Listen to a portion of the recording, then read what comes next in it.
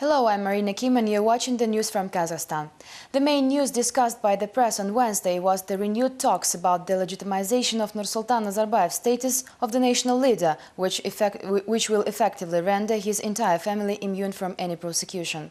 According to the MPs who initiated the amendments, they simply expressed the will of their voters.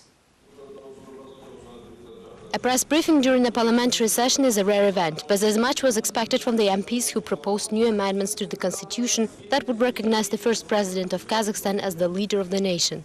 In the Ozhikov's dictionary, it is clearly stated that, first of all, the leader is the head of a political party. Azimbek Zhalshibekov had to rewrite his speech several times to avoid any wrong understandings and interpretations. We do not propose to elect Nazarbayev for eternity. We want to change the definition to the first president of the Republic of Kazakhstan, the leader of the nation. Not only dictionaries were used in finding proper definitions, as the MPs attempted to give a proper assessment to Nursultan Nazarbayev's deeds, after a lengthy evaluation of his past and present actions as well as future objectives. I believe that President Nazarbayev can be compared to such outstanding individuals as George Washington, Mustafa Ataturk and Mahatma Gandhi. The only difference is that Washington, Ataturk and Gandhi are already dead and only history can be their judge. Thus, deputies Khalmuratov, Verkho and Zhalshibekov suggest doing something similar to the status of Kazakhstan's leader, exempting him, his family and his property from criminal and procedural responsibility during the term of his presidency. After all, the responsibility for his people is far more important. We never said that Kazakhstan is the pinnacle of democracy or a very developed country, but we're gradually getting there in accordance with our abilities. At the same time, we cannot ignore the process taking place in the neighboring countries, even though they were called the island of democracy in a given region.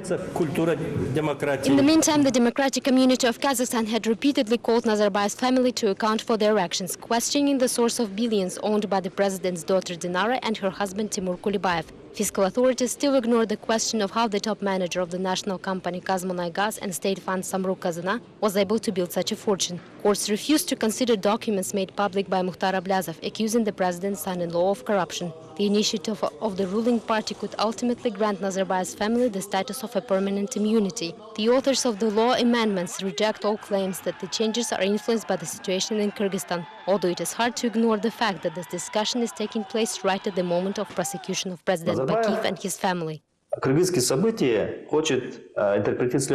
Interpreting the events in Kyrgyzstan, Nazarbayev wants to send a message that people should not engage in politics, as everything is fine in Kazakhstan. Not engaging in politics means not criticizing the president, which will supposedly lead to good economy and order. This is not so, as Timur Kulibayev is the prototype of the Kyrgyz president's son Maxim Bakiyev. Although Kulibayev is not the only family member, there were others like Dariga Nazarbayeva, the third daughter, and also some brothers, sisters and nephews we have never heard of.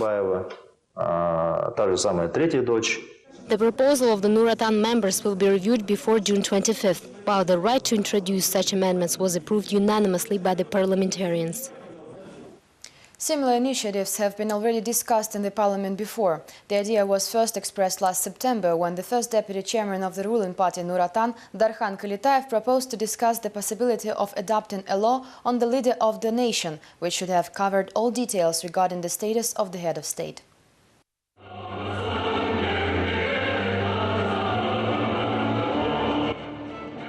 The leader of the nation concept naturally implies only one person, Nursultan Nazarbayev. More importantly, though, the document should encompass all details of his lifelong presidency. The initiative led to heated debates among politicians and the press, while the opposition expressed a univocal opinion on the matter. The extreme level of growling is outrageous. All the time servers just want to keep their seats and propose these crazy ideas to please the president. The fund strategy held a public poll to find out the opinion of Kazakh citizens concerning Nazarbayev and the idea of his lifelong leadership. According to the results, 42% of the respondents see the current president as the leader of the nation, 32% as the founder of the state, and the remaining 26% as the true international leader. Indeed, a peculiar unanimity with no space for any doubts of the researchers' political commitment. All these people's celebrations are rubbish. Truth is, no one cares about Nazarbayev.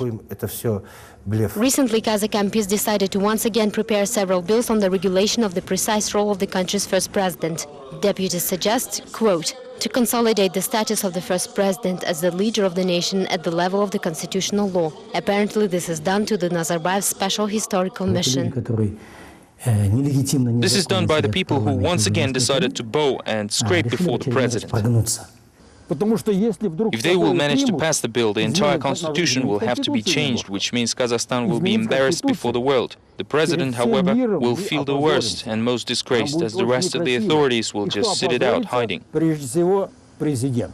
Analysts have no doubt that the bill will be eventually adopted and necessary amendments introduced in the constitution. At the same time, MPs say that there are no talks about permanent presidency at the moment, although perhaps it is just a matter of time. For now, deputies simply confirmed that Nazarbayev and his family hold a very special status among Kazakh people.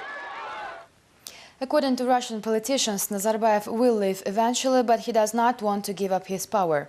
At the same time, members of the Russian party Just Cause see the proposed amendments to the constitution as a threat to the stability of Kazakhstan, since the strengthening of the authoritarian regime could lead to a political and social turmoil.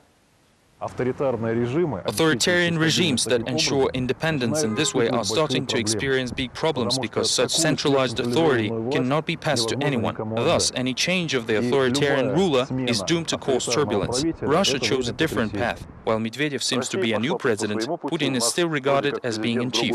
Thus, there is a common problem for all authoritarian regimes. They're all centered on one single person. Kazakh citizens will eventually have to come up with the normal democracy tools as well as mechanisms of interchange the authorities. There should be oppositional parties in the way they exist in Ukraine, Baltic states and Moldova.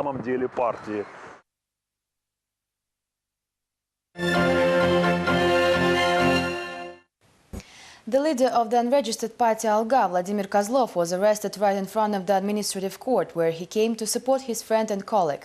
1 hour before the arrest, Kozlov said at a press conference that the responsibility for the confrontation on May 1st lies solely on the personnel of the Almaty Internal Affairs Department. Они вас задержали незаконно? Нет, все нормально. Обратились исполнить гражданский долг. The activist of the unregistered political party Alga, Vladimir Kozlov, was detained and accused of organizing an unsanctioned May Day demonstration when he came to the court to support his colleague Mikhail Sizov, who is being prosecuted for taking part in the said rally. Суд постановил признать Сизова Михаила Валерьевича виновным в совершении правонарушения, предусмотренного статьей 373 части 1 Кодекса Республики Казахстан об административном правонарушении, и подвергает административному взысканию в виде штрафа в размере 10 месячных расчетных показателей. Alga member Mikhail Sizov was fined $90, although the defendant denies all accusations. As one of the witnesses said, there were no elements of the crime. There simply were no demonstrations or rallies.